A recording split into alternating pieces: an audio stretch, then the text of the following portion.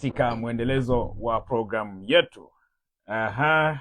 Karibu sana katika mwendelezo wa programu yetu, na leo tutakuwa tukiangalia adui namba 6, na leo ni siku ya 12. Wanasema hayawi sasa yamekuwa. Leo ni day 12, siku ya 12 katika siku zetu 12 ambazo tulikuwa tumedhamiria kuweza kuhakikisha ya kwamba tunajifunza programu ambayo tumeipatia jina linalosema jinsi ya kutajirika kupitia mradi wa kuku na bustani, safari inayoanzia nyumbani.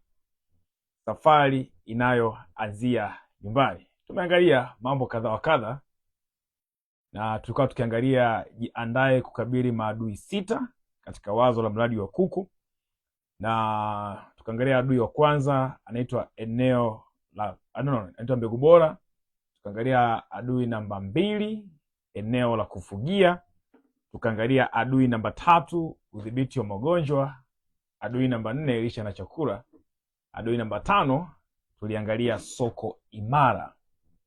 Leo hii tutakuwa tukiangalia taarifa sahihi. Ukiniuliza kwamba nichague adui mmoja alafu nikabiliane naye kisawasawa kwa ajili ya maadui wote 6, nitakwambia adui namba 6 ndiye anayesababisha maadui wengine wote waweze kuwepo.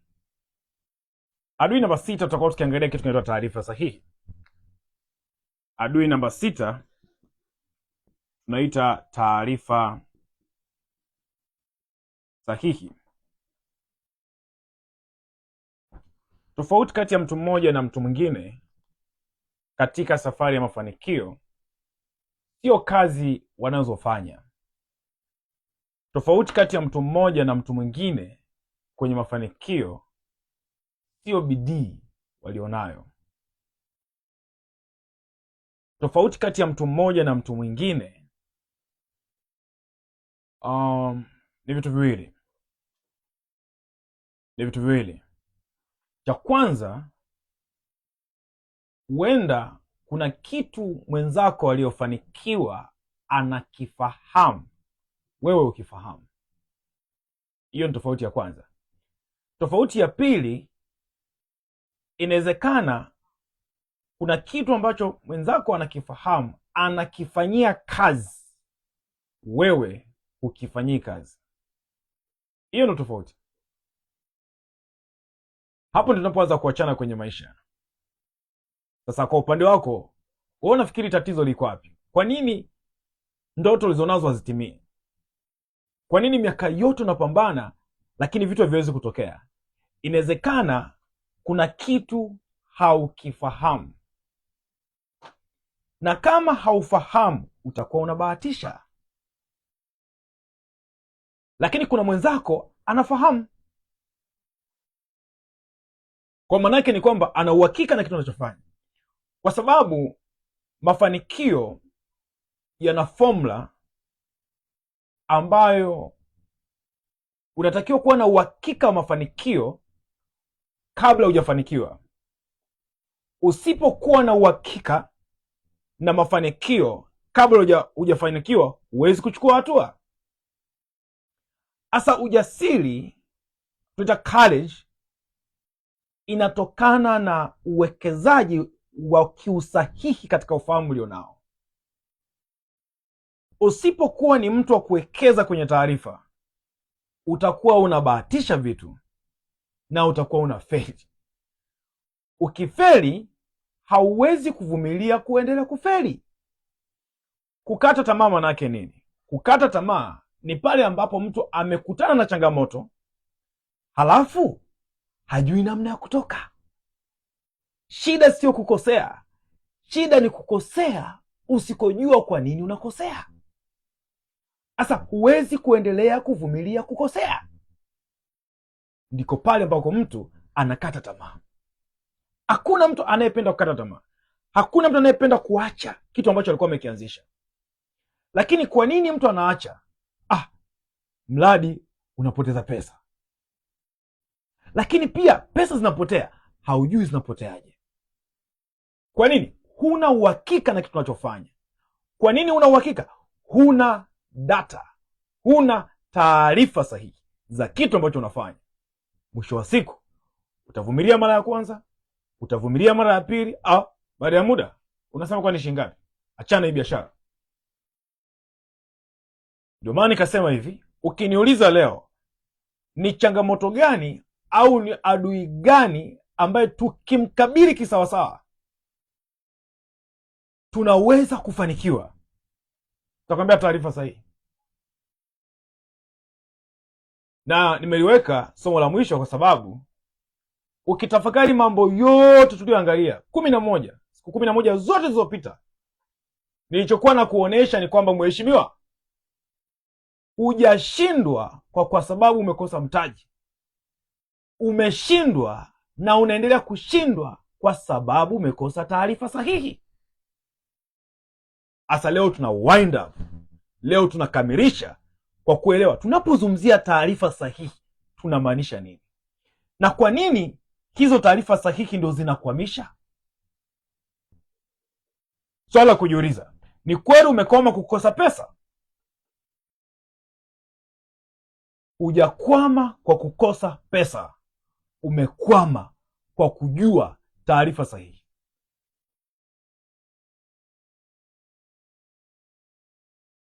Nikaribisha sana katika somo letu la siku ya leo. Ni somo ambalo litakuwa gumu kidogo, litahitaji ulivumilie, ulipokee, na huu ndio ukweli wenyewe. Usipolipokea huwezi kufanikiwa. Usipolipokea huwezi kufanikiwa. Simple and clear. Hakuna siku utaamka vitu vimeota. Hakuna siku utaamka vitu yani kila kitu kimeshakaa sawa. No. Ukiona kazi yote imefanikiwa, ukiona biashara yake imefanikiwa, kuna watu wapo kazini, kuna watu wako serious nyuma yake. Huwezi kuwa serious ukaleta matokeo bila kuwa na mwongozo wa uhakika. Karibu sana. Tatizo sio mtaji, tatizo ni kukosa taarifa sahihi. Taarifa zipo, ila taarifa sahihi ndio ulizokosa. Mtu akitaka kukupoteza leo anafanya jambo moja kati ya mambo mawili. Jambo la kwanza, anaweza kukuficha kupata taarifa sahihi, au anakupa taarifa zisizo sahihi. Tunasema anakupa taarifa zitakazo kuchelewesha. Tume point hii hapa. Mtu akitaka kukupoteza leo, akitaka leo akufiche, yani akitaka usifanikiwe, anafanya moja kati ya mambo mawili. Namba moja, anakuficha taarifa sahihi, au anakupa taarifa zinazokuchelewesha. Upo kama ulivyo kwa sababu ya taarifa ulizoziamini. Kuna aina ya taarifa ambazo uliziamini bila kuchuja, kwa sababu ili uweze kuziamini taarifa, namba moja, lazima uwe na uwezo wa kuzichuja, kwamba kabla sijaiamini taarifa kama sahihi, ni sahihi. Kwa sababu kosa ni kwamba tumeamini taarifa zisizo sahihi kana kwamba ni sahihi. Kuna statement moja inasema ni kitu kibaya sana kujifunza ujinga katika mfumo ambao ni sahihi. Ukipewa taarifa ambazo zimepitwa na wakati, ukaaminishwa kana kwamba ni za ukweli, hazina garantii kwamba zitabadilisha kwamba ziko sahihi. Unaweza ukakaa miaka mitatu unafundishwa jambo lilishapitwa na wakati. Hakuna huruma ya kwamba utafanikiwa kwa sababu umekaa muda mrefu kujifunza kitu ambacho sio sahihi. No. Juzi nilikuwa naangalia kitu kimoja, iliniumiza sana. Nikasema, kwa nini hivi kitu kinatokea? Anyway, kuumia hakuwezi kuwa na sababu, hakuwezi kuwa na maana yoyote kama hakuna mkakati wa kuja na majibu kulingana na tatizo uliloliona. Wacha niache nikanayo mwenyewe. Lakini pointi ya msingi ni kwamba unaona kabisa watu wanapotea. Na kwa nini wanapotea? Tatizo lile pale. Taarifa zimepitwa na wakati, hazifanyi kazi tena. Sasa unajiuliza swali, ni kwa makusudi au ni kwamba watu hawaelewi? Sasa ukianza kuchambua sana, unakuja kugundua kwamba mambo mengi sana unakuja kugundua nyuma ya carpet. Lakini naomba nikwambie kitu kimoja. Mtu akitaka kupoteze leo, moja kati ya mambo mawili. Jambo la kwanza, anaweza akakuficha taarifa sahihi, au anaweza kukupatia taarifa zitakazo kuchelewesha. Moja kati ya kitu ambacho kilibadilisha maisha yangu, nakumbuka kwenye ulimwengu wa kujifunza, nijifunza tu kitu kimoja. Kuna taarifa za aina mbili tu duniani. Kuna kitu kinaitwa low income skills au low income information. Kuna taarifa unaweza kupewa hazina thamani kiasi hicho, ni kitu ambacho kila mtu anaweza kufanya. Ukiona unajua kitu ambacho kila mtu anaweza kufanya, hauna thamani. Alafu namba mbili, kuna kitu kinaitwa high income skills. High income skills hazifundishwi hadharani. Matajiri wanafundisha watoto wao kwenye meza, na kuna vyuo vinafundisha, lakini sio rahisi kwenda kusoma. Pesa zake ni ndefu. Toka nimejifunza hivyo, ikabadilisha mtazamo wangu. Nikasema hivi, chochote nitakachokuwa nakiingiza, kitabu chochote ninachokinunua, kama sijawa recommended na mentor wangu, sinunui. Au nimekuwa recommended na mtu ambaye ana matokeo, siwezi kununua. Vitabu vyote ambavyo wananunua, nyuma yake kuna mtu amenishauri ninunue. Juzi nikasoma kitabu kimoja, nikasema Mungu wangu. Yaani kitabu nimekisoma siku 4. Ulishaona unasoma kitu mpaka unatamani uendelee kusoma muda wote. Na vinaingia, sio kama vingi. Kuna kitabu unaweza kusoma mwaka mzima aliishi. Kwa nini? Hovyo kabisa. Yapo yameandikwa mengi huko mtaani. Kazi kubwa ya taarifa ni nini? Ni spidi. Kazi kubwa ya taarifa siku zote kwenye maisha ni spidi. Ndio maana leo hii hatuangalii unafanya kazi masaa mangapi. Hii sio tena swali la kujiuliza sasa hivi, kazi yangu itanichukua masaa mangapi. Tunachokitaka ni kwamba unaweza kuproduce kitu gani. Ndio maana sasa hivi watu wenye soko sio wasomi. Watu wenye soko sio watu wanaojua. Watu wenye soko ni wenye uwezo wa kufanya kitu kinaitwa productivity. Productivity maana yake nini? Tunasema hivi, maximum ability to produce maximum result in less time. Uwezo wa kuzalisha matokeo makubwa ndani ya muda mfupi. Hawa ndio watu wanaotafutwa katika ulimwengu wa sasa hivi. Sasa kitu gani ambacho kinakupelekea uweze kuwa na uwezo wa kuzalisha mambo makubwa, matokeo makubwa ndani ya muda mfupi? Ni aina ya taarifa ulizonazo. Aina ya taarifa unazo consume. Jambo la muhimu, tuangalie kwa nini tumesema changamoto sio pesa, changamoto umekosa taarifa. Kuna mahusiano gani kati ya taarifa na pesa? Hicho ndio kitu cha msingi tuweza kuangalia. Ni hivi, pesa hufuata taarifa, si vinginevyo. Pesa hufuata taarifa, si vinginevyo. Popote penye right information, popote penye taarifa sahihi, pesa inakimbilia. Pesa haimheshimu mtu. Pesa inaheshimu taarifa sahihi. Moja kati ya somo gumu kulisikia, hususan kwa mtu ambaye amekuwa akitafuta pesa kila siku, usiku na mchana, ni kumwambia kwamba pesa itafutwe. Hata kuelewa. Atazima saa hiyo. Anasema huyu jamaa anaongea ukichaa huyu. Wacha niondoke. Ukweli ndio huo. Pesa haitafutwi. Pesa inategwa. Alafu yenyewe ndio inakuja. Na kila unapoiwaza sana pesa, ndio vinavyokimbia. Umaskini hauwezi kuisha kwa kurushiwa pesa. na huwezi kumfilisi tajiri kwa kumnyang'anya pesa,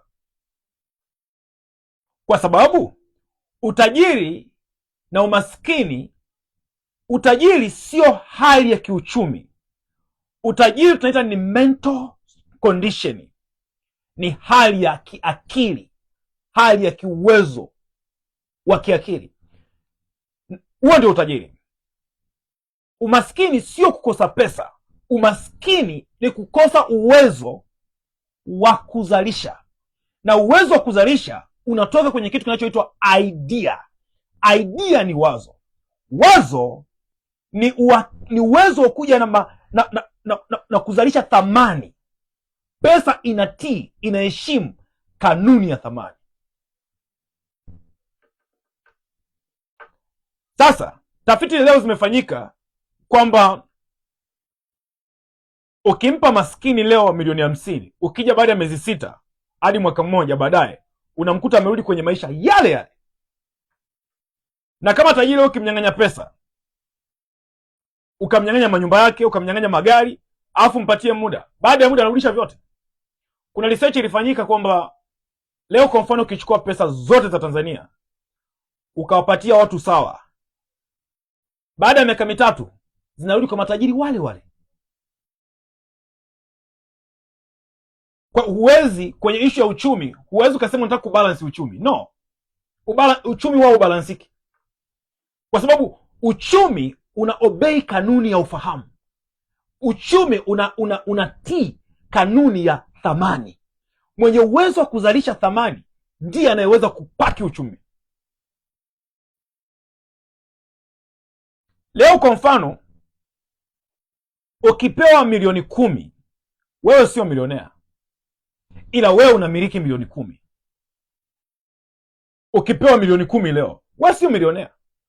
Leo angalia, ukiangalia kwenye mitandao, ukienda kwenye maredio, ukienda kwenye ma-TV, kitu ambacho kinapigiwa promotion kubwa sana ni kamari, bahati nasibu. Wamezigeuza tu majina kwa ajili ya lengo la biashara, lakini kwa lugha moja zinaitwa kamari. Inaitwa kubashiri, michezo ya kubashiri. Tumia neno kubashiri kwa sababu mimi kwenye imani yangu inakataza mambo ya kubashiri. Nikitumia neno kubashiri nafikiri nitakuwa na confidence zaidi. Wamegeuza tu majina, yanaitwa kubashiri. Toka michezo ya kubashiri imeanza, mamilionea wangapi wametangazwa? Yaani tumeona mamilionea wangapi walioongezeka? Tumesikia watu ambao wameshinda milioni 10, wameshinda milioni 5. Lakini hawajakuwa mamilionea. Ni wamiliki wa zile pesa, lakini sio mamilionea. Kwa sababu utajiri ni mental condition, ni hali ya kiakili, na umaskini ni hali ya kiakili, sio pesa unazomiliki. Ndio maana nasema kuna maskini wenye pesa na kuna matajiri wasio na pesa. Utajiri ni uwezo wa kucommand pesa ikaja. Utajiri sio kuhifadhi pesa. Nataka pesa muda wote naweza kuipata. Kwa nini? Nafahamu pesa inaobei kanuni ya thamani. Nikizalisha thamani, pesa inakuja. Na ndio maana matajiri wanaendelea kuzalisha thamani kila siku, ndio maana wanaendelea kuwa matajiri. Sasa ukija leo, kuna tofauti kati ya rich. Ngoja tofautisha hapa kidogo ili unielewe ninachokizungumzia. Kuna watu aina 3 hawa hapa. Kuna poor, kuna rich, na kuna wealth. Poor huyu ni maskini. Umaskini manake kwenye akili hajakuza uwezo wake wa uzalishaji. Naomba nisikize vizuri hapa, itakusaidia. Kuna watu 3, kuna poor, kuna rich, kuna wealth. Kwa Kiswahili inachanganya kidogo, kwa sababu rich na wealth watu wanaweza kaita matajiri. Sasa kwa maneno haya kidogo naweza kutofautisha. Huyu mtu tunayemwita maskini, si kwamba ni maskini kwa sababu hana pesa. Ni maskini kwa sababu ana mbegu ya ukuu ndani yake, lakini ile mbegu haijamwagiliwa. Huyu mtu, kwa sababu kwa nature ya mwanadamu, Mungu amewabariki watu wote. Alivyowabariki watu wote, akawapatia formula ya dominion. Dominion ni formula ya utawala. Kila mwanadamu unayemuona kwa asili yake, ndani yake ana mbegu ya utawala. Akawapatia formula. Okay, akapatia strategies. strategia. Hii strategia inapita katika sehemu 3, sehemu 4. Sehemu ya kwanza akawaambia hivi, be fruitful. Labda nitumie tu maneno ya Kiingereza, maana ya Kiswahili utatafsiri kwa lugha yako nyingine. Be fruitful. Akasema multiply, replenish and subdue, then dominate. Au tunasema rule. Asa nisikize vizuri, hii ndio kanuni Mungu alitoa. Hii ndio kanuni ambayo matajiri wote duniani wameitumia, ndio maana wamekuwa matajiri.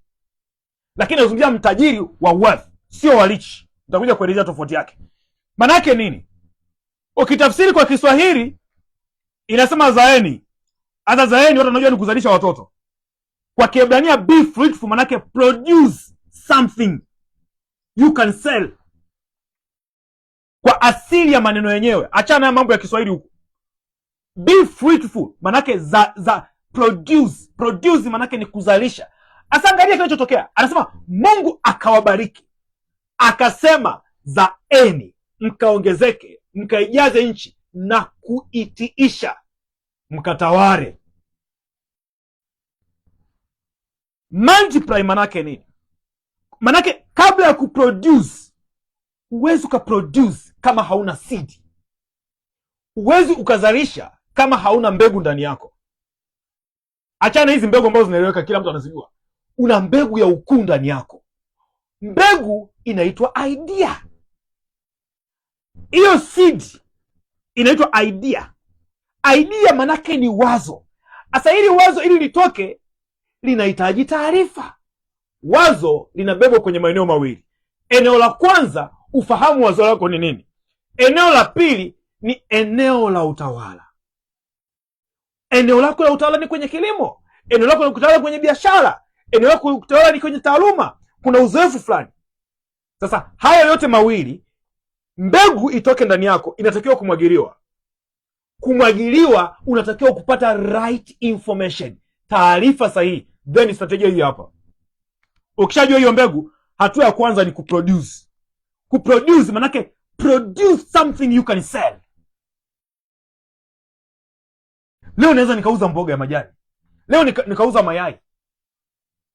Leo naweza nikauza kitu fulani. Haya, ukisha produce, hatua ya pili multiply.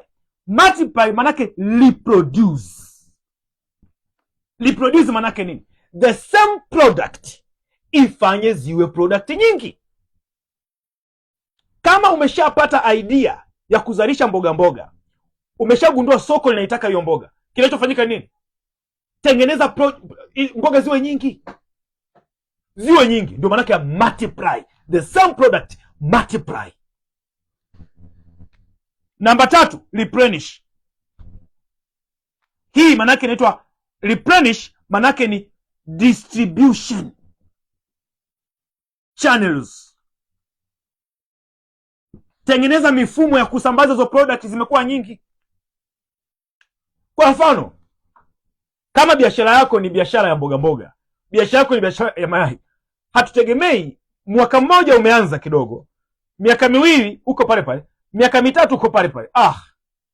Kama umezalisha mboga Arusha, mtaa wa Murombo, kwa nini usipeleke Sakina? Kwa nini usipeleke Mapambazuko? Kwa nini usipeleke Ngarenaro? Kwa nini usipeleke Njiro? Kama Dar es Salaam umeweza kuzalisha, tengeneza distribution system, mifumo ya kufanya ile mboga yako iende sehemu nyingi. Kinachofanya tofauti kati ya mtu mwenye mafanikio na mtu asiye na mafanikio, especially maskini. Moja kati ya kitu unanisikiliza, unatakiwa uvumilie tu, ni haya maneno yangu magumu. Umaskini ni kitu kibaya mno. Umaskini unatokana na kujifanya unajua. Manake ni unajifanya kila siku unataka kuja na formula mpya ya biashara. Unajifanya una akili. Matajiri wanafanya kitu very simple. Maskini ana complicate. Leo kaanzisha sijui kuku kidogo, kesho anataka aanzie kanga, kesho anataka aanzie bata mzinga, kesho anataka aanzisha sijui biashara ya kuuza vipodozi, kesho huwezi ukafanikiwa ukudominate. Tajiri anafanya kitu kimoja. anatafuta idea, ana produce, ikishakaa sawa, ana reproduce, anazalisha bidhaa zaidi, halafu anaanza kutengeneza kitu kinaitwa distribution system, mifumo ya usambazaji. Biashara ile, kazi ile ianze kusambaa. Tajiri anatafuta idea, ifanye kazi, ikishafanya kazi anaanza kuisambaza kwenye sehemu mbalimbali. Ndio maana ice cream leo Baresa, ile ambayo unaweza kuitumia ukiwa Dar, hiyo utaitumia Arusha, hiyo utaitumia Mwanza, hiyo utaitumia labda kama ni Uganda nazo na sehemu nyingine tofauti. Kwa nini? Amefahamu kitu kinaitwa distribution channels, jinsi ya kuifanya ile bidhaa iende mbali kabisa. Sasa kutana na maskini, anataka aonekane anajua kila kitu. Ndugu yangu, mwisho kabisa, subdue manake control. Kutiisha manake ni control. Unaweza ukacontrol ukiwa na distribution system. Ndio maana leo tajiri anatengeneza team, anatengeneza mifumo, atatumia technology, anaweza kutumia team leadership, watu, anatafuta taaluma mbalimbali za kusimamia biashara yake. Anajua kabisa yeye sio mtaalamu wa fedha, anatafuta mtaalamu wa pesa. Yeye sio mtaalamu wa marketing, anatafuta mtaalamu wa marketing. Yeye sio mtaalamu wa vitu vinavyoitwa sijui kuzalisha taaluma fulani. Hujua kila kitu ili ufanikiwe, ila unatakiwa kuwa na kitu kinaitwa leadership skills, uongozi, jinsi ya kutengeneza mfumo. Mfumo ndio inaitwa subdue, control. Sasa mwisho wa siku nini? Utalul, utadominate. Niliwahi kupa informa nikasema kwamba ukitaka kutawala, huwezi kutawala kama usipokuwa na umiliki. Huwezi kumiliki mpaka upate kuleta suluhisho la eneo fulani. Huwezi kuleta suluhisho la eneo fulani mpaka uwekeze kwenye akili. Kuwekeza kwenye akili kunahitaji utoe muda, kwa sababu popote utakapowekeza muda wako pataamua akili yako. Leo miaka 3 ijayo inaamliwa unawekeza wapi. Unasoma vitabu gani? Unatembea na nani? Unatembea na majitu majinga, unatembea na majitu ambayo yanakudrag back, yanakurudisha nyuma. Friendship is by choice, friendship is not by force. Urafiki sio kwa kulazimishwa, unachagua. Mtu yoyote ambaye una mahusiano nayo leo anaamua maisha yako ya kesho. Taarifa yote ambayo unaingiza kwenye akili yako leo inaamua maisha yako ya kesho. Unataka kuwa nani miaka 3 ijayo? Unataka kuwa nani miaka 5 ijayo? Unataka kuwa nani miaka 10 ijayo? Inaamliwa na taarifa.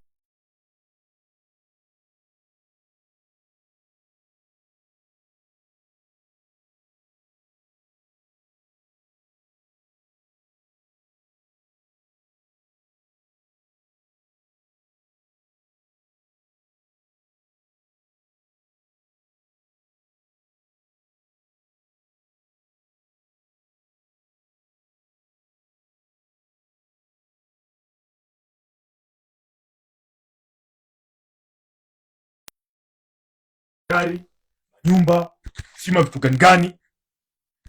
Ndio anachofanya.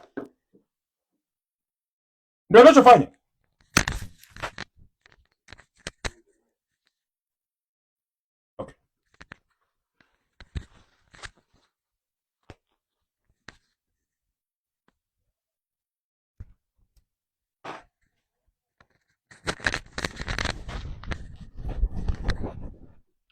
Okay, sawa. Tofauti kati ya tajiri na tajiri wa rich na tajiri wa wealth ni hivi. Rich anatafuta pesa, yaani yeye ukimwambia kuna dili, yuko tayari kufanya chochote aipate hiyo dili. Huyu ni rich. Atapata dili, atanunua hiki. Atapata dili, atanunua gari. Atapata dili, atanunua nyumba. Atapata dili, atanunua hiki hapo. Huyu anakusanya vitu, anaitwa rich. Na ndio maana hawa watu pia, hawa sio, ikitokea tu changamoto kidogo anarudi kuwa maskini. Ulishawahi kuona familia zile ambazo zina magari 3, 4? Kuna kipindi fulani dili zilitokea, alifanya akanunua magari. Sasa hivi hana chochote, ana magari mengine yako juu ya mawe. Huyu mindset yake ni kutafuta pesa. Tunapozungumzia wealth, ndio anayetumia hiyo formula. Huyu wealth manake nini? Ni uwezo wa kuendelea kutoa thamani. Naomba nirudie. Wealth ni uwezo uliojenga wa kuendelea kutoa thamani. Huyu hateteleki na mazingira, hateteleki na hali ya nchi, hateteleki na mabadiliko ya dunia. Kwa sababu gani? Kinachofanya yeye awe kama alivyo sio mazingira alimfeva, sio mazingira alimpa support, ni uwezo anaoujenga kila siku wa kuendelea kutoa thamani, kutoa thamani. Ndio maana leo huyu mtu ukimnyang'anya pesa, ukamtengenezea skendo zozote, pesa zake zikaondoka, manyumba yakachukuliwa, magari yakachukuliwa, mpe miaka 3, anarudisha vyote. Kwa sababu gani? Kilichotoka ni vitu ambavyo ni matokeo, ila uwezo wake bado upo kwenye akili yake, na anajua jinsi ya kuendelea kuwekeza ili aweze kuzalisha zaidi. Huyu anaitwa wealth.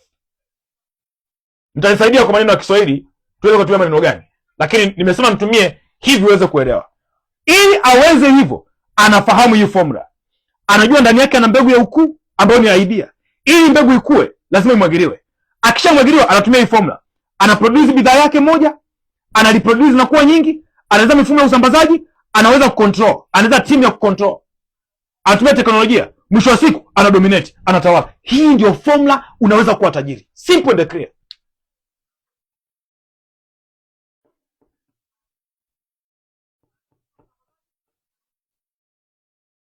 Nani amenielewa? Comment hapo kwenye comment. Nani amepata kitu kwenye somo hili leo?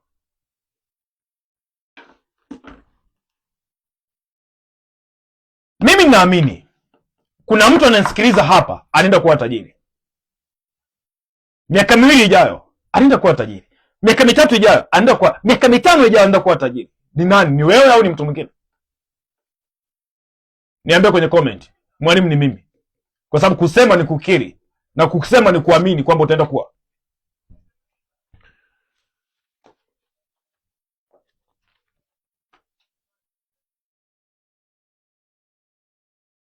Okay, kitu kingine. Maki na chagua tu hapa nijue kitu gani tutazungumzia, maki mambo ni mengi. Kitu kingine. Naomba ya idea uiweke kwenye akili yako. Nishawahi kuifundisha lakini naomba ikukae vizuri. Siku zote haufanikiwi kwa sababu unahitaji kufanikiwa. Siku zote haufanikiwi kwa sababu unahitaji kufanikiwa. Unafanikiwa kwa sababu unastahili kufanikiwa. Kwa sababu kufanikiwa sio kuonewa huruma. Kufanikiwa, utafanikiwa kama unastahili kufanikiwa. Sasa basi, pesa ina tabia yake moja. Kuna tofauti kati ya need na want. Need ni hitaji. Want ni tamaa. Need unastahili. Want unatamani.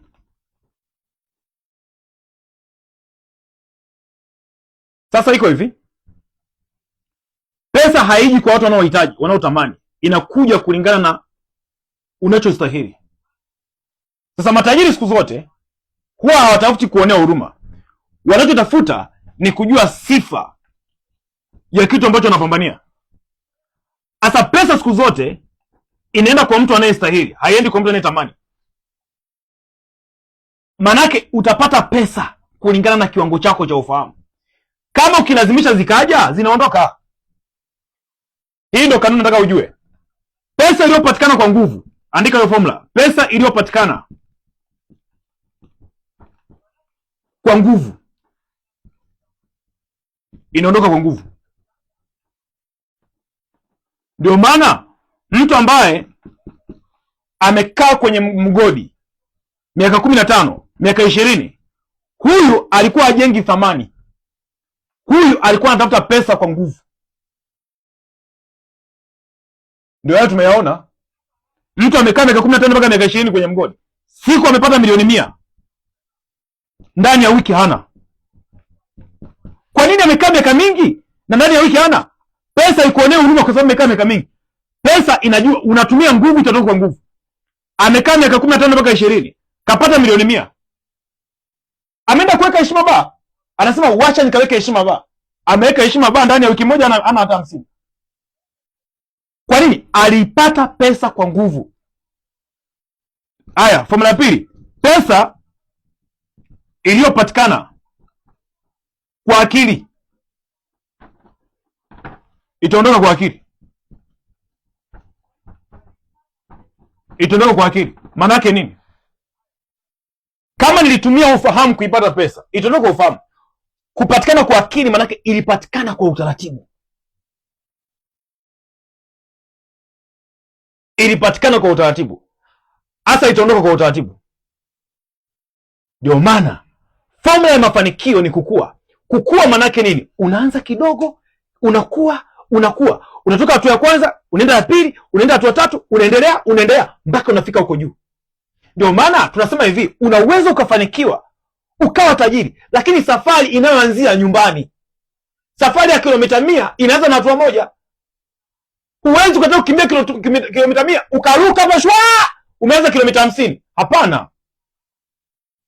Lazima ufahamu kanuni ya kukua. Pesa inaheshimu kanuni ya kukua, sio vinginevyo. Tofauti na hapo, huwezi kufanikiwa. Okay, tumalizie na kipengele cha mwisho hapa. Naona muda wangu umeisha.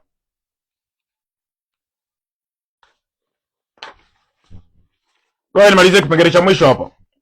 Makundi matatu ya taarifa. Makundi matatu ya taarifa. Sasa hapa nisikize vizuri. Tunapozungumzia taarifa sahihi, ni taarifa ambazo zitakutoa mahali ulipo. Sasa haya ndio makundi matatu ya taarifa ambayo utakutana nayo huko mtaani ya taarifa. Taarifa zimegawanywa katika makundi matatu. Tofauti kati ya maskini na tajiri ni jinsi wanavyochunga vyanzo vyao vya taarifa. Kwa nini? Kwa sababu taarifa ina nguvu ya kukubadilisha hata kama hutaki. Na ndio maana ukiendekeza kufuatilia vitu negative, baada ya muda unakuwa negative. Ukiendekeza kukaa na watu wajinga, watu ambao wanawasema watu, baada ya muda unakuwa mbea tu na wewe. Ukiendekeza kukaa na watu ambao kila saa ni kulalamika, kulaumu na kunungunika, baada ya muda na unakuwa vile vile. Kwa sababu taarifa zina nguvu sana ya kukubadilisha hata kama hutaki. Uwezi ukakontrol taarifa. Uwezi ukasema mimi nitajitahidi tu, nitachunga akili yangu, mimi najua akili yangu, naijua mwenyewe. Unaijua mwenyewe, endelea kukaa na watu wajinga. Utakuwa vile vile baada ya muda. Kwa sababu kinachotokea, unakuwa kama wale watu bila wewe kujua. Watu wengine ndio watajua, bwana mtu anabadilika. Siku hizi ameanza kuwa mjinga hivi, anaongea hovyo. Kwa sababu utajuaje akili ya mtu? Jinsi anavyoongea. Yeye ajua anachokiongea, lakini wewe unajua hamna mtu hapa. Hapa hamna kitu. Manake nini? Watu waliofanikiwa, watu wenye mafanikio wanachunga sana vyanzo vyao vya taarifa. Wako serious kwa sababu wanajua kabisa wakiendekeza taarifa wanakuwa watu wa tofauti. Sana sana taarifa mbaya, taarifa hasi. Kuna research imefanyika inasema ukipata taarifa hasi moja, taarifa negative moja, kuiondoa hii taarifa moja unahitaji strong point sio chini ya 1000 positive. Yaani inabidi upate ushawishi wa hali ya juu ili kufuta taarifa hii moja. Adhabu niambie, kuanzia asubuhi mpaka jioni unaingiza hizo taarifa. Na ndio maana vita ya kutoka mahali ulipo lazima uamue. Umeingiziwa taarifa mbaya kuhusu mafanikio, kwamba huwezi kufanikiwa kwenye familia yako na uliokuwa, kwenye ukoo wenu, kwenye kabila, ukaenda shule, ukaenda kwenye mazingira unayoishi, mtaa unaoishi, mpaka sasa hivi unaendekeza kila kitu cha ajabu ajabu. Una kazi rafiki yangu. Yaani manegative yameingia, yamepandana. Ndio maana kuna sababu tunaongea. Inatakiwa tu uongee maneno magumu ili mtu ashtuke tu, aelewe kwamba vipi tena. Kwa sababu leo huwezi kumsaidia mtu kwa kumbembeleza. Huwezi ukatoka mahali ulipo kirahisi. Kwa sababu kuna mataarifa mengi yamejaa kwenye akili yako. Kuna mtu sasa hivi ameshakuaminisha kwamba huwezi kufanikiwa kwa sababu ya umri ulionao. Una miaka 50, ashakwambia mna umeshachelewa na ukaiamini hiyo taarifa. Hapana, sikiliza, iko hivi, kuna kanuni za kufanikiwa kulingana na umri, lakini ngoja nikupe kanuni moja ambayo itakutia moyo. Mentor wangu alinifundisha kitu kimoja ambacho kilinisaidia wakati najitafuta, kwa sababu nilikuwa naamini nimechelewa. Alisema hivi, it is not late to be light. Hakuna kuchelewa kuwa mtu sahihi. Kama leo ndio umeshtuka, ndio unaanza kuishi. Sasa cha msingi ni kwamba usirudi nyuma. Sio leo umesikiliza, kesho umeenda negative. Leo umesikiliza, kesho umeenda kwa watu ambao yatakukuta. Sasa manake nini? Kuna taarifa umeaminishwa zimekuonyesha kwamba huwezi kufanikiwa. Mtu anakuambia usipokuwa na mtaji huwezi kuanza biashara. Umeamini kwamba mpaka upate milioni 5, milioni 10 ndio uanze biashara.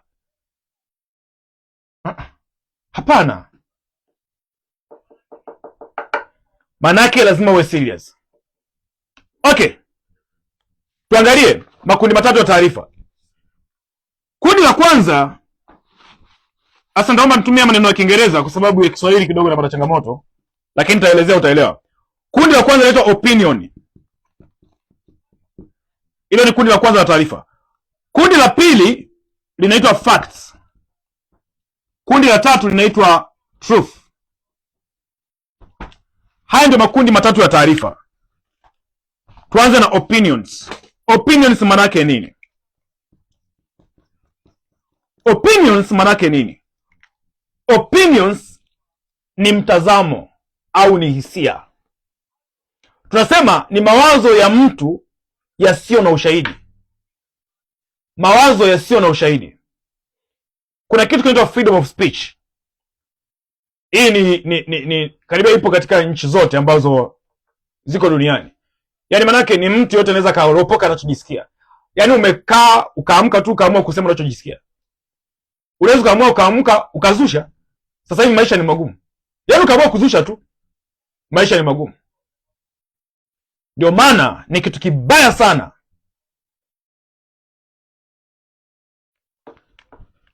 okay, naomba nisumie hiyo neno maana itaniletea shida pia. Ni mawazo yasiyothibitishwa kwa vipimo. Opinions ni mawazo yasiyothibitishwa. Yaani ni mawazo yasiyo na ushahidi. Inaweza ikatokana na uzoefu wa mtu mmoja. Kwa mfano, mtu anaweza akaja akaropoka tu, akasema, mimi nishafuga kuku, huwezi kufanikiwa kupitia mradi wa kuku. Kwa nini? Nilifuga kuku akafa. Sasa wakati mwingine mimi nishafundishwa na mwalimu mmoja nikiwa chuo wa ujasiriamali. Baada hapo sijui kuingia tena kwenye darasa la ujasiriamali.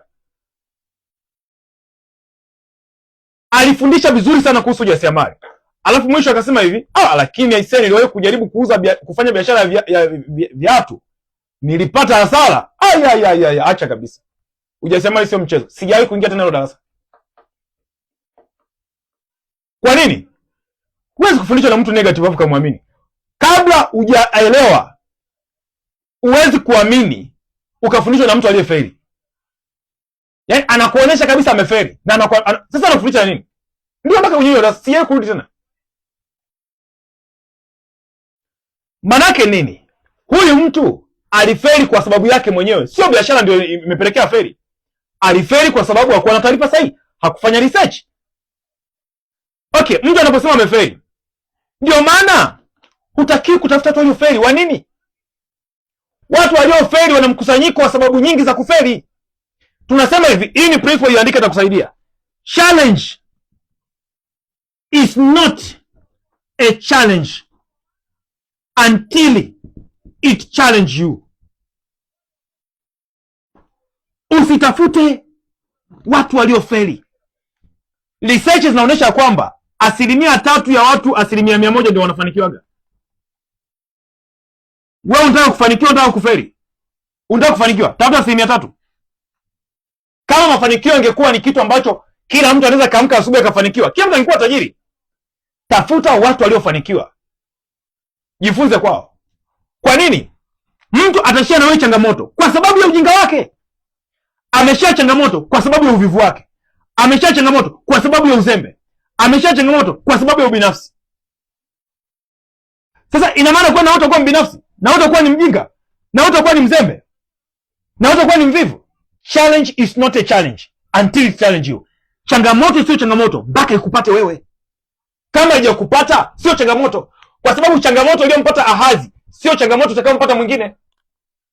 Kuna vitu ambavyo vinajulikana tu kwamba hiki inabidi nijipange, hiki nijipange, hiki nijipange. Sio kukaa na watu walioshindwa na kuambia unajua ulishindwaje? Hakuna hiyo biashara. Walioshindwa ni wengi. Ukijifanya unafanya research za watu walioshindwa, utakaa umalize. Yaani utatumia muda wote kwenye kufanya research na utakaa practice. Hiyo ni principle yangu ya maisha. Sifuatilii negative hata siku moja. Sifuatilii mtu aliyefeli hata siku moja. Na siku zote kwa mfano nikiwa kwenye mtandao, mtu aliye comment, cha kwanza wanafanya kama na Instagram naanza kufuatia profile yake. Nikiona wa obvious hata sifanyi chochote. Kwa sababu gani? Watu positive siku zote huwa wa comment negative. Huwa hawa comment negative hata siku moja. Huwezi kumkuta mtu kwenye mtandao anajitambua aka comment negative hata siku moja. Wengi ambao wana comment negative hamna kitu. Kwa nini nasema hivyo? Mtu ambaye amefanikiwa anajua steps, anajua kanuni za kufanikiwa. Sio kama amefanikiwa kwa bahati mbaya. Labda hao waliorithi mali, hao ambao wamezaliwa kwenye familia ambazo wamezikuta pesa, hao sawa. Unamzungumzia mtu ambaye ni self made millionaire, mtu ambaye amekuwa kutoka kwenye chini, anajua humble beginning, anajua mwanzo wa design ambao mtu mpaka afikie pale. Wapi unaweza ukapata opinions? Mtaani, kwenye pool table, kwenye vijio vya kahawa, kwenye umbea. Mtu ameshiba asanaamua kwanza kulopoka. Maisha ni magumu, huwezi kufanikiwa. Wewe utapambana sana. Sikiliza ndugu yangu, chunga sana taarifa. Chanzo cha opinions ni watu walioshindwa, ni watu wa mtaani, ni watu wa vijueni. Achana nao. Chukua kanuni hapa.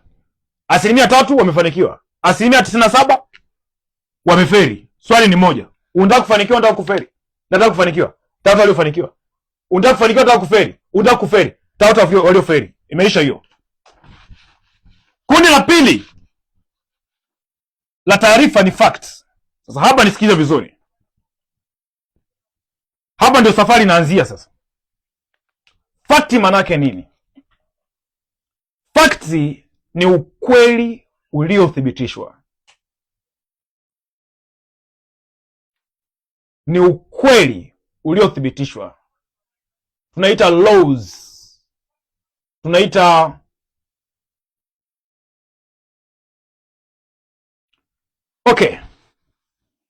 mafanikio yana kitu kinaitwa kanuni na taratibu. Tunasema fakti zinaita kitu kinaitwa kanuni. No. Taratibu.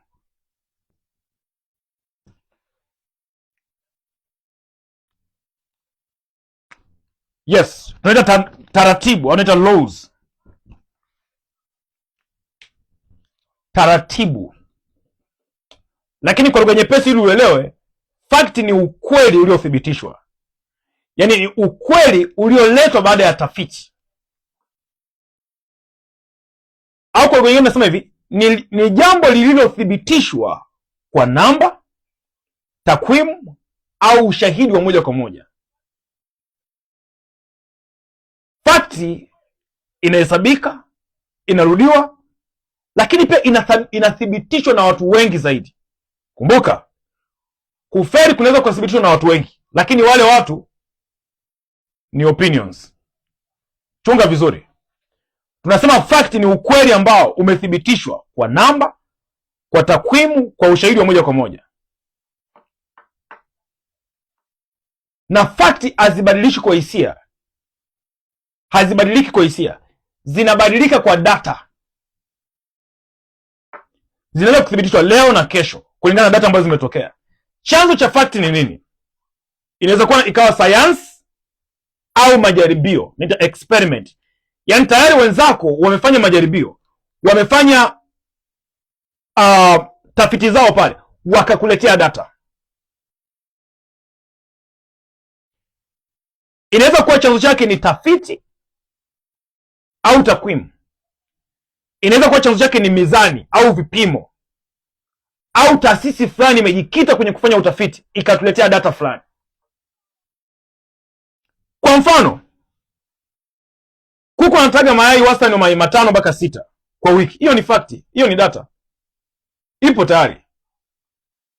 Au kati ya 65% mpaka 75% ya gharama za uendeshaji wa mradi wa kuku ni lishe na chakula. Hiyo ni fakti, sio ni mtu amezua, imefanyika. Sasa maana yake nini? Jambo la muhimu kwenye fakti. Swali, hizi fakti ni permanent? Hapana. Naomba nirudie. Swali, fakti ni permanent? Yaani kwamba ni za kudumu? Hapana. Zinaweza kuongezeka au zinaweza kusahihishwa kwa kadri ya data mpya zinavyokuja. Ila sasa issue ya msingi ni kwamba tunaanzia pale ambapo wenzetu waliishia. Kwa mfano, mtaala wa shule uliopo, je, ile ndi kwamba itakuwa hivyo miaka yote? Hapana. Mtaala uliopo shule ni data ambazo ziliwahi kufanyika kwa kipindi hicho. Baada ya hapo watu wakaenda kufundishwa, kwa sababu asilimia kubwa tunapoenda shule tunafundishwa fact. Ndio utasikia Isaac Newton laws, sijui Archimedes principle, sijui Aristotle, sijui kitu gani.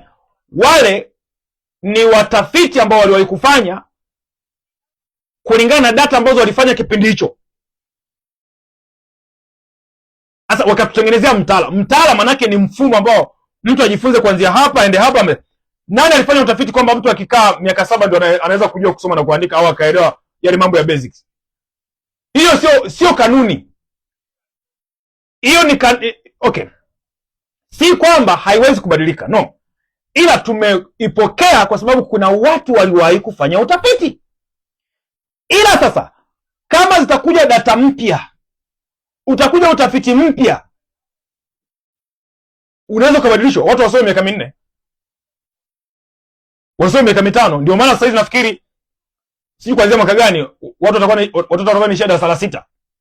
Maana kuna data zimetengenezwa, kuna data ambazo zimepatikana mpya, zimeonyesha kwamba inaweza kufanyika kama ambavyo wamepanga. Ndio maana tunahitaji watu wapende kusoma. Mimi kwa mfano, kuna taaluma of course nimeanza kusoma mwenyewe, lakini nitaenda kuisoma rasmi shule kabisa. Nakaa kabisa miaka 3. Of course na mpango wa kusoma miaka 10. Lakini lengo la kuenda sio kwenda kupokea kile kitu ambacho naenda kufundisha, kwa sababu asilimia kubwa naelewa, kwa sababu nakiishi mtaani. Lakini kuna tafiti zangu ambazo mimi nimezifanya ambazo zina matokeo tofauti na jinsi ambavyo naona kabisa zinavyoenda. Sasa ili uweze kuruhusiwa zikaenda public rasmi, lazima upitie kwenye utaratibu wa research. Hasa kwa sababu napenda kusoma, nasoma kila siku, nasoma vitabu, nanunua vitabu. Siwezi kushinda kwenda kukaa darasani nikasoma na nikaendelea kuupate mambo yangu yakaendelea. Hii inaitwa fact. Kwa sasa huwezi ukapinga fact kwa kutumia opinions. Huwezi ukapinga mawazo yaliyothibitishwa kwa kutumia mawazo yako ya kuamka asubuhi na kusema hiyo haifai. Lazima uje na data.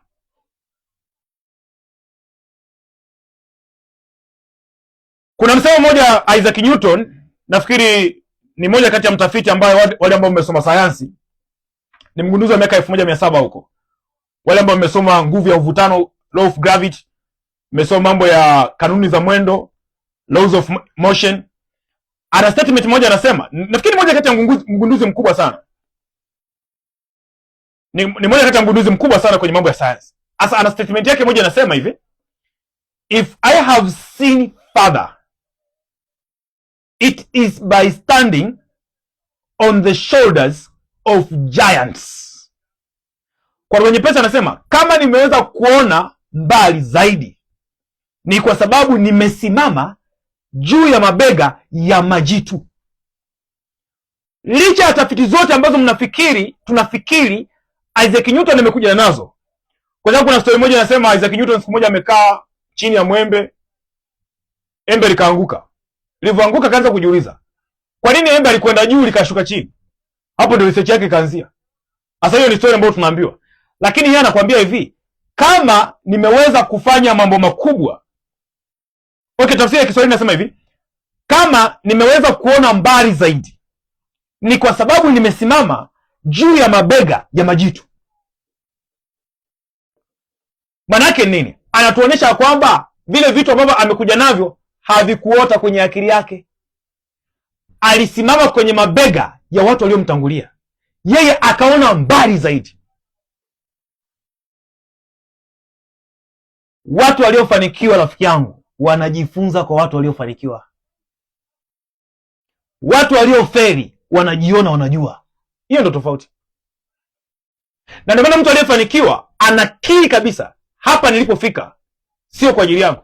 Na mentor wangu mmoja ambaye of course namwadmire sana na amenifundisha vitu vingi sana, anakuambia uwazi kabisa, watu wengi wanajua mimi na akili, lakini mimi ni mtu ambaye napenda kujifunza muda wote, na naweza kukumbuka vizuri kwa yale ambayo nimejifunza, na kupitia yale ambayo nimejifunza naweza kukaa chini na nikafikiri, nikatengeneza hoja nzuri zaidi. Kutana na maskini sasa, kutana na chokochoko, yaani yupo tu anajifanya najua.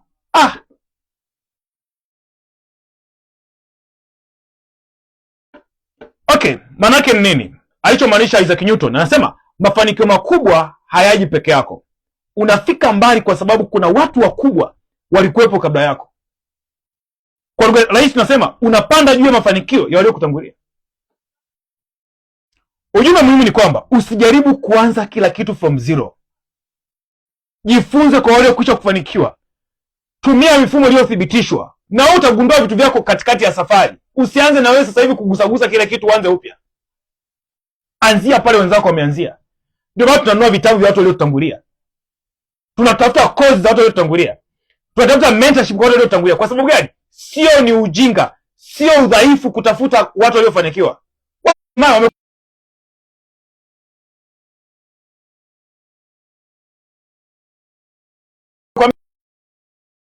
Hapo ndipo unapoharakisha mafanikio. Fakti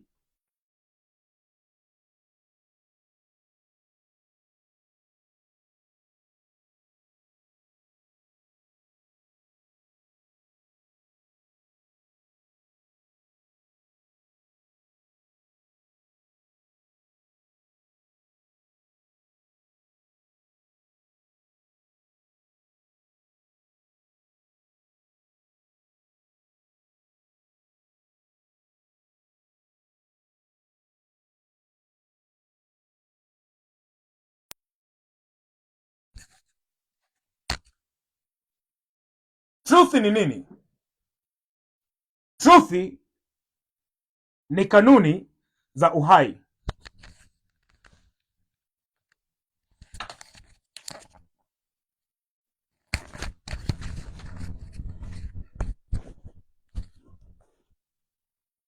Truth ni kanuni za uhai. Kwa hiyo nasema truth ndio ukweli wa mwisho. Truth ndio uhalisia. Truth hazihitaji majaribio. Ni uhalisia wa jambo. Hiyo watu wanalikubali au hawakubali. Truth ipo hata kama mtu hakubali. Hasa ni hivi, fact ni sehemu ya truth. Lakini truth haitegemei fact. Truth inabaki hata kama dunia ikibadilika. Asa truth kwa lugha nyepesi tunaita ni principle. Principles au naita kanuni. Principle kwa mnyumbulisho wa lugha, principles hizi ni kanuni. Laws ni sheria. Principles ni kanuni. Laws ni sheria au taratibu. Angalia tofauti. Laws au taratibu zimetengenezwa kulingana na tafiti. Principles ni kanuni ambazo hazihitaji utafiti, yaani zipo tayari, ila fact ni sehemu ya truth, japo fact zinaweza zikawa hazijakamilika, ndio maana zinaweza zikabadilishwa. Sasa angalia, principles imetoka kwenye neno prince. Prince manake ni ukuu. Ukisikia neno principles, ukisikia neno principle, aya, principle ndio kitu ambacho ndio top. Principle haibadiliki, yaani dunia itabadilika, yenyewe itabadilika. Truth ndio ukweli wa mwisho. Asa kwenye ukweli wa mwisho, asa angalia kinachokuja kutokea. Hii ndio kanuni ambayo nataka ukae nayo, andika hapo, itakusaidia mbele ya safari. Inasema hivi: a key to success is knowledge. To success is knowledge, but a key to knowledge is truth. Kipimo cha maarifa ulionayo, nenda kapime. Manake mama wa fakti zote ni truth. Asa zinasemwa, kuna kanuni inaitwa cause and effect. Inaitwa cause and effect. Inaitwa hivi: to every effect there is a cause. Kanuni ya pili inasema hivi: seed, time and harvest. Hii ni kanuni ya maisha. Ukichukua mbegu ukaotesha chini, ukaipa muda, ukawa unamwagilia, itaota, tutavuna. Basi inaitwa seed, time and harvest. Kwa mfano sasa hivi ukiamua kuanzisha project yako, ukadumu katika project yako, kila siku unajifunza, utaanza kidogo, baada ya miaka mitatu unaona msitu. Watu wakija wanasema, ulifikaje hapa? Ulifuata kanuni, inaitwa principle, inaitwa seed, time and harvest. Hiyo ni kanuni. Ndugu yangu, mimi niseme nini katika safari ambayo tumekuwa nayo? Ukweli mchungu. Tatizo la dunia leo, watu wanataka facts bila truth. Wanataka data bila maadili, kwa sababu truth ni kanuni za maadili. Wanataka faida bila kanuni. Matokeo yake nini? Biashara zinaanguka, afya inaharibika, na jamii inachanganyikiwa. Asa cha kujitafakari leo kwenye maisha yako, mabadiliko ya kweli yanaanza na ufahamu. Hayaanzi na hasira, hayaanzi na uchungu, hayaanzi na hofu. Mabadiliko ya kweli hayahitaji kelele, yanahitaji matokeo. Sasa sisi tumekupa nafasi ya mwongozo wa kubadili maisha yako. Ni wewe kuamua. Sisi hatuwezi kuja kukuamulia chochote. Wewe ndio unayeamua. Tulikuwa na siku 12 za kutafakari, na leo tumefikia siku ya 12. Tumekupa dira ya kitu ambacho unaweza kufanya. Unaweza kuanzia nyumbani. Miaka 3 ijayo, miaka 4 ijayo, ukawa mtu wa tofauti. Asa kesho yako ya miaka 3, miaka 4 ijayo inategemea na maamuzi yako ya leo. Hatuja kushawishi, tumekushauri. Ndio maana tumetumia siku 12 kukuonesha ya kwamba unaweza kutoka hapo mahali ulipo. Lakini kitu kizuri, unaweza ukaanzia mahali fulani na ukasonga mbele. Mimi nikuachia ujumbe huu, utakusaidia napokuwa na kuacha kwa hizo siku 12 ambazo nilikuwa na wewe, na usema tu ukweli kabisa wa kutoka moyoni. Kulingana hali niliyokuwa nayo, nisingeweza kama ningekuwa sijakupenda kufanya siku 12. Lakini nikasema hapana, I must keep my promise. lazima nitunze ahadi yangu. Kwa nini? Ningeumia sana mimi nisingetunza ahadi kuliko ambavyo ungeumia wewe, kwa sababu natamani kuwa mtu wa ahadi ambao nimeitoa. Kama naweza kuwa nakosea, ni mambo ya kibinadamu, lakini kibinadamu natamani niwe mtu wa kutunza ahadi, na nimefanya na nimetekeleza. Hii ndio statement ya mwisho ambayo nataka nikuachia. You cannot change the past, but present and future, but the present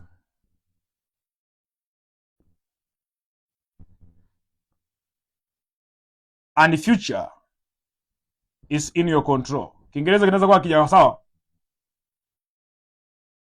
Hiyo sijari ndugu yangu, sio lugha yetu hii, na sasa tunajifunza. Lakini kwa lugha nyepesi ni kwamba huwezi kubadilisha wakati uliopita, lakini wakati uliopo na ujao upo mikononi mwako. Haijalishi umepita maisha magumu kiasi gani, haijalishi umepita katika mapito kiasi gani, haijalishi umeshaferi mara ngapi kwenye biashara zako, lakini unao nafasi ya kubadilisha kesho kama utaamua leo kuchukua hatua. Ndugu yangu, kama uko serious, tukukumbushe kuhusu programu yetu. Na kitu kingine ambacho ni cha tofauti sasa, ambacho nitaka kusahau kusema, labda umekuwa ukitumia ujumbe zetu kwenye WhatsApp yako kwenye inbox. Nafikiri huenda mabadiliko yakawa yametokea na usione tena jumbe zetu mara kwa mara kama ambavyo umekuwa unapata mwanzoni. Jambo la msingi, hakikisha unatufuatilia kwenye Instagram, tufuatilie kwenye YouTube, uendelee kupata update zetu, kwa sababu unaweza kwa tusiendelee kukutumia tena jumbe zile ambazo tulikuwa tunatumia mara kwa mara. Kuna mabadiliko yanaendelea kufanyika kulingana na mabadiliko ya teknolojia pia. Sasa kama uko serious, wewe ndio unatakiwa utafute sasa hivi, sisi sio kutafuta. Tuandikie na program kwenye 0761 825 888. Utapata utaratibu wa program zetu, lakini tulitoa offer ambayo leo ndio naisha, ya kulipia shilingi 50,000 badala ya 133 ya programu hii hapa ya awali. Tutakupa mwongozo wa mafunzo, tutakupa support ya mwezi mzima na kukupatia ushauri wa jinsi gani ambavyo unaweza kufanya vizuri kwenye mradi wako. Tutumie neno program. Kama unataka kwanza na hii program ya chini, tutumie kwenye ujumbe wa WhatsApp kwamba mwalimu, naomba kwanza program yetu kwa mfumo huu hapo. I wish you the best. Naomba nipitie comment zenu kama zipo. Haya, huyu anasema okay, sione comment zenu ambazo naweza nikazijibu. Nyingi ndio tusha solve. Haya, huyu anasema mimi hapa mwalimu lazima nitoboe kwa hizi nondo. Okay, chukua hatua kwenye program ndugu yangu. Siwezi kukutia moyo kitu ambacho najua kiweze kukusaidia. Chukua hatua, ingia kwenye program. Tuma ujumbe kwenye namba ambayo tumekutajia hapo ili tuweze kukusaidia serious. Ndugu zangu, hapa nione comment zenu, mmeenjoy, mmefurahia katika muda wote ambao tumekuwa na nyinyi. Hapa nione comment yenu moja hapa au mbili. Anyway, vyovyote vile niwatakie heri, kuwa na wakati mzuri, tukutane wakati mwingine. Endelea kutufuatia kwenye Instagram, YouTube, Profitable Farm, Instagram, Profitable Farm TZ, YouTube. Kwa wewe uko serious nataka tukushike mkono watu kwa hatua, andika neno program kwenye nambari ambayo unaona kwenye screen yako 0761